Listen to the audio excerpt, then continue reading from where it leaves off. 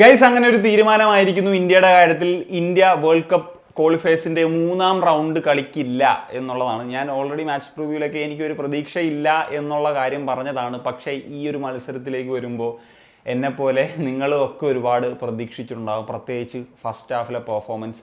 ഉറപ്പായിട്ടും ഇതൊരു റോബറി നടന്നിട്ടുണ്ട് എന്നുള്ള കാര്യത്തിൽ സംശയമൊന്നുമില്ല. കാരണം ആ ഖത്തർ നേടിയിട്ടുള്ള ആദ്യത്തെ ഗോള് ഞാൻ പറയുകയാണെന്നുണ്ടെങ്കിലുണ്ടല്ലോ, ആ ഒരു ഗോള് ഒരു പുസ്കാസ് അവാർഡിന് അയക്കണമെന്നുള്ളതാണ്.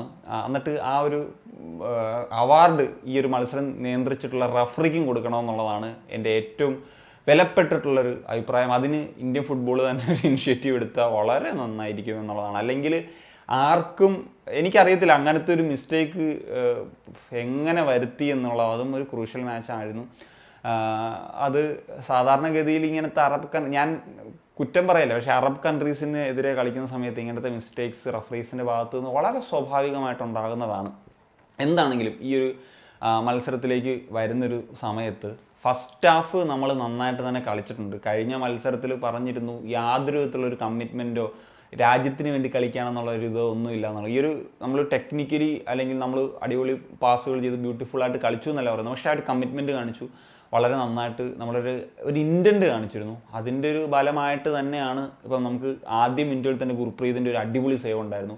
അതുപോലെ ജയ്ഗുപ്ത ഒരു മിസ്റ്റേക്ക് വരുത്തി അത് ഗോളിലേക്ക് പോകുമെന്ന് പറഞ്ഞപ്പോൾ മെഹ്താബിൻ്റെ ഒരു ഗോൾ ലൈൻ സേവ് നമ്മൾ കാണാൻ സാധിച്ചു. പിന്നെ ആ ഒരു ഗോള് ചാങ്ദെ അടിച്ചിട്ടുള്ള ഗോൾ വരുന്നത് നമ്മൾ 3 വട്ടം ട്രൈ ചെയ്തിട്ടാണ് അവസാനം ബ്രാൻഡൻ്റെ ഒരു കിഡിലൻ ത്രൂ ബോൾ അത് ഒന്നാന്തരമായിട്ട് ചാങ്ദെ ഫിനിഷ് ചെയ്തു.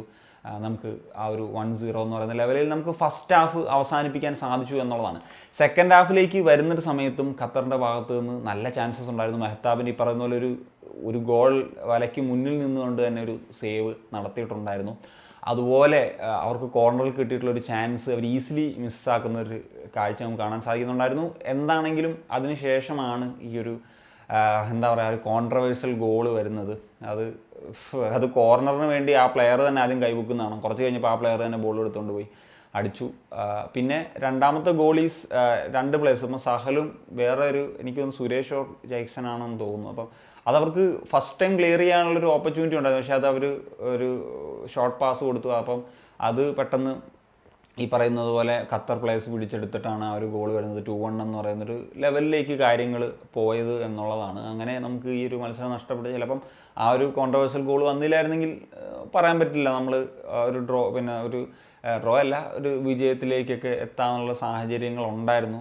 പിന്നെ പറഞ്ഞല്ലോ ഖത്തർ എന്ന് പറയുന്ന ടീമിന് ഗോളുകൾ അടിക്കാൻ പറ്റാതെ പറഞ്ഞല്ലോ അവരുടെ ഇൻഎക്സ്പീരിയൻസ്ഡ് ആയിട്ടുള്ള പ്ലേയേഴ്സാണ്. അപ്പം അതുകൊണ്ട് തന്നെ അവർക്ക് ലാക്ക് ഓഫ് ഒരു ഫിനിഷിങ്ങിൻ്റെ കാര്യത്തിലാണെങ്കിലും പല കാര്യത്തിലും ഒരു കുറേ പുതുമുഖങ്ങളാണല്ലോ. അപ്പോൾ അതിൻ്റെ ഒരു പ്രശ്നങ്ങളുണ്ടായിരുന്നു. പക്ഷേ സ്റ്റിൽ അവർ ഖത്തർ സ്റ്റാർസ് ലീഗ് കളിക്കുന്നതാണ് ഇന്ത്യയേക്കാൾ ക്വാളിറ്റി മുകളിൽ തന്നെ ഉള്ളവരാണ് എന്നുള്ള കാര്യത്തിൽ സംശയമില്ല. അവർക്കെതിരെ നമുക്ക് ഈ ഒരു കൈൻഡ് ഓഫ് ഫുട്ബോൾ അല്ലെങ്കിൽ ഫുട്ബോൾ എന്നല്ല ഒരു കമ്മിറ്റ്മെൻറ്റോടുകൂടി കളിക്കാൻ സാധിച്ചത്, എസ്പെഷ്യലി ഫസ്റ്റ് ഹാഫ്. സെക്കൻഡ് ഹാഫിലേക്ക് വരുമ്പോഴത്തേക്ക് അത്ര ഒരു എനർജി എന്ന് ഞാൻ പറയുന്നില്ല.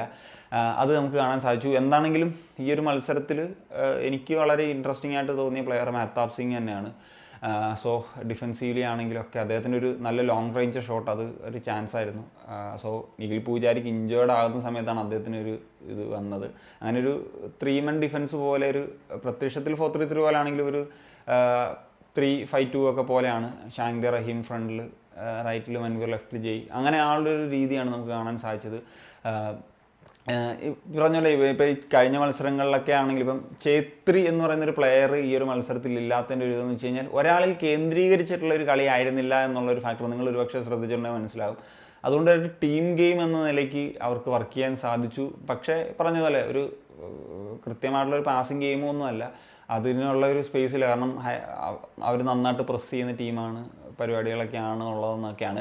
എന്താണെങ്കിലും ഈ ഒരു എന്താ പറയുക ഒരു കോൺട്രവേഴ്സ്യൽ ഗോളിൻ്റെ പുറത്ത് നമ്മൾ പുറത്തായി എന്ന് ഈ ഒരു മത്സരത്തിന് ശേഷം പറയാമെങ്കിലും ഇതൊരിക്കലും ഈഗോർസ്റ്റി മാച്ച് പോകാതിരിക്കാനുള്ള ന്യായമല്ല. കാരണം ഈ മാച്ചല്ല, നമുക്ക് 6 മത്സരങ്ങളുണ്ടായിരുന്നു. അഫ്ഗാനിസ്ഥാനെതിരെ നമ്മൾ ഡ്രോപ്പ് ചെയ്തിട്ടുള്ള പോയിന്റുകൾ, വിജയിക്കാവുന്ന 2 മത്സരങ്ങൾ നമ്മൾ കൊണ്ട് തുലച്ചിട്ടുള്ള ഒരു കാര്യം നമ്മൾ കണ്ടിട്ടുള്ളതാണ്. അതുപോലെ കുവൈറ്റിനെതിരെ നമ്മൾ കഴിഞ്ഞ മത്സരത്തിൽ എങ്ങനെയാണ് അപ്രോച്ച് ചെയ്തതെന്ന് കണ്ടിട്ടുള്ളതാണ്.